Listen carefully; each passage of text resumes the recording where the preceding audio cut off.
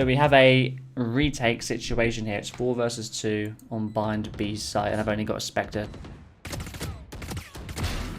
The smoke fades, and I can easily take out the Cypher. I use my Breach utility to flash the Jett, which in this case, the flash will only flash the left cubby walking out, and it will also flash whoever's holding in the close right corner. So as you saw, the Jett was fully blind. I then use my first ability on Breach to kind of split the tube in half, okay? So splitting the tube in half means if the guy is the left side of the tube, okay, he won't be able to see me the other side. So I can kind of isolate one half of the site when I retake it. So as I pushed out to the right side of the tube, I noticed that I can see the Sova holding the angle from Octagon. The quick decision making here is that I know I have a Spectre, so I want to take out the one who's closest to me first, which is the Breach inside of the tube.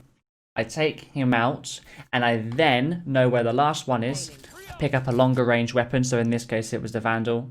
I notice it only has 2 bullets, so I have to be accurate. The crosshair placement is head high, and as I peek out, I headshot the Sova.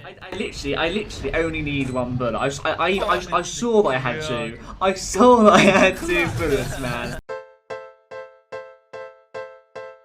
In this scenario here, a Roomba come into vents, but also at the same time an Omen smoke has come down.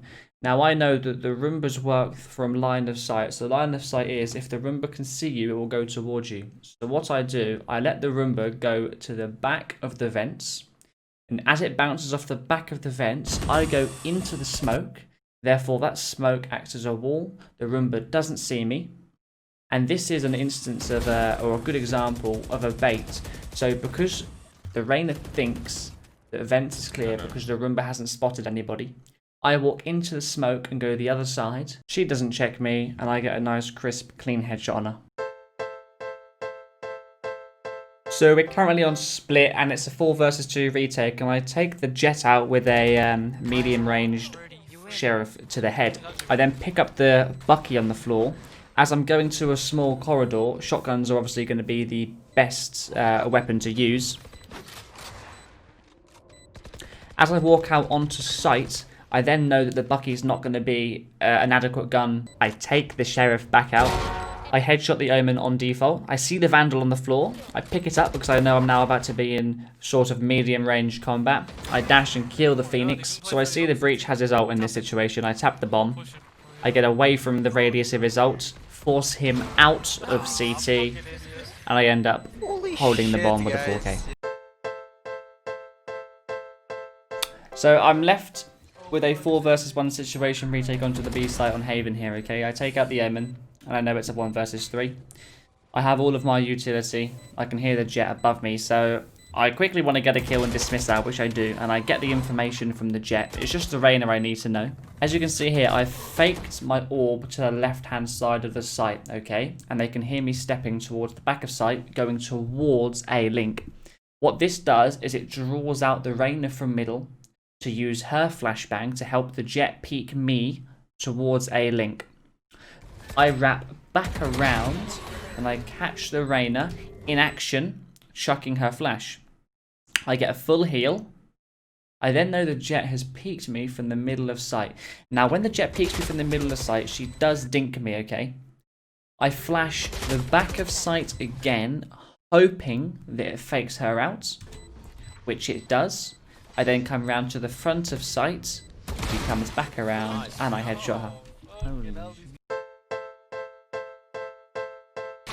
I can ult the whole of mid. Just make sure you don't stand in middle. You're safe there, bro. So we have a Breach clip here on split, and it's very near the end of the game. It's 11-11. I call out that we should push middle, so I use my ultimate. Ready? And it knocks up 2 or 3 of them. The Breach ult is very useful on maps like split because it can give you a lot of space to work. So for example, in this scenario, I breach out, which means they all get forced back and we can take full control of middle. So we know they can only come from market, which is on the right side, or from sewers or water, which is on the left side. I use my flashbangs to then get the kill onto the Omen. The flashbang itself doesn't actually get the Omen due to the Cypher cage there. So I come into sewers.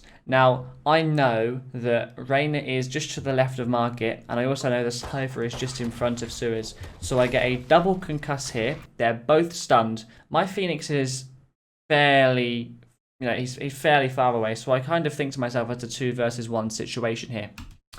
After they're both stunned, I then use Breach's first ability to push him out of the corner. In this case, because he's still stunned, he doesn't actually get time to walk out, he just dies to it. I then face the Reyna for the 3rd kill, which is probably the biggest round of the match. Now we have a split scenario here, okay, so they've taken mid control. So our Cypher shoots the camera.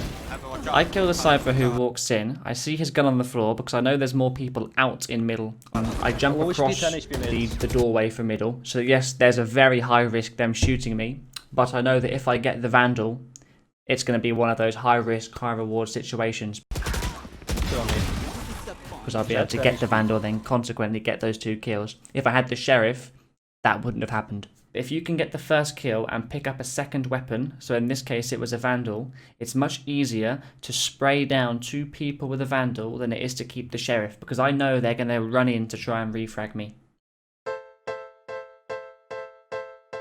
Now for our final clip, we have me starting off as Reyna on split. It's match point and I have a stinger. I stand behind the smoke and our Omen actually baits the 2 players, the Jett and the Reyna, to walk out of the smoke, and I get 2 easy kills because they're not looking at me. I leave both of the orbs there. I make sure that there's not another one pushing before I dismiss, okay? So the orbs are there, and the reasoning why I keep the orbs there is because if another one pushes out and I'm unconfident I can get the kill, I can easily dismiss away and I have the Omen holding the angle. It's now a 5 versus 2 situation. Omen has re-smoked and I take the same position. Now this is fairly important. So when I take the same position, a lot of people will say this is a bad move.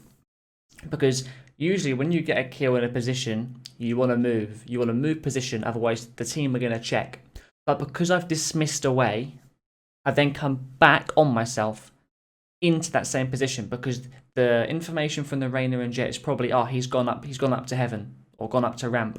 I've come back to that same position. The Omen pushes through. I get the kill for the 3k. Now, my friend Kyle has told me that Sage is probably going to wrap round B main and res middle. Now, this is probably the biggest piece of information you can ever say in Valorant. When the Sage has a res, she'll probably res the closest person to her, because it's in effect it's the last round, because we're on match point, so she needs to use everything she can to win the round. My positioning here is very important. Now, I pop my ultimate, it's the last round. Because Kyle has said that Sage is going to revive Cypher in middle, I hold a very tight angle whilst Omen goes onto the bomb, because they're going to rush out heaven to try and stop the diffuser. They don't expect me here. Sage walks up first, she's dead, the Cypher peeks me and I get the ace.